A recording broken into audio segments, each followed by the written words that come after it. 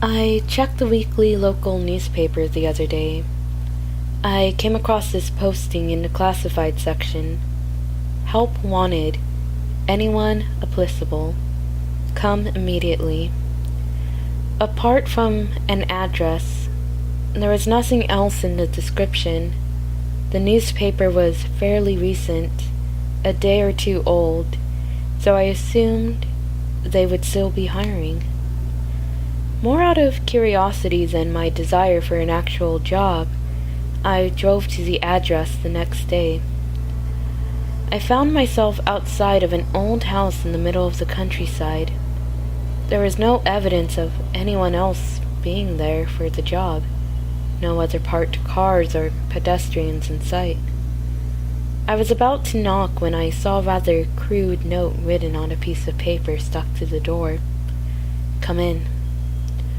I knocked regardless, but got no reply. The door was unlocked, as the sign implied, and as I opened it, a faint, foul smell drifted out from the inside. I peeked in through the darkness of the house. I saw a trail of blood leading down a flight of stairs near another paper note. I'm down here. I immediately got out of there and called the police. The place was investigated by patrol officers before the whole area was sectioned off, creating quite a stir in the nearby town.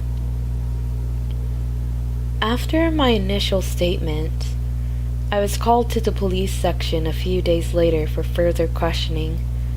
The detectives asked me some basic questions, taking particular interest in the newspaper post I had found.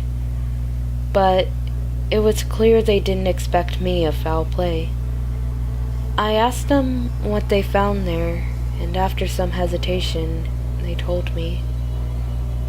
The house itself had been abandoned for a year or so, and being in such an isolated area, no one paid it any attention. The blood trail led down to the house's basement door. Past that, investigators found the corpse of a young woman. She was chained up to the building's foundations, naked and with bruising and signs of abuse over her body. The blood trail seemed to have come from several banged wounds around her legs and upper body. They told me nothing was certain, but they believed she was there for at least several days until she eventually died, either from the trauma or blood loss.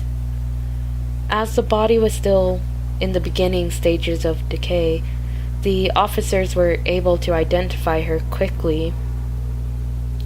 The newspaper advertisement post was purchased and printed around the day she died under the woman's own name, although it was clearly impossible for her to do so. As far as they know, I was the first one to respond to the bizarre posting. Other job applicants appeared at the scene during the beginning stages of the investigation, confused at the presence of the police before being ushered away.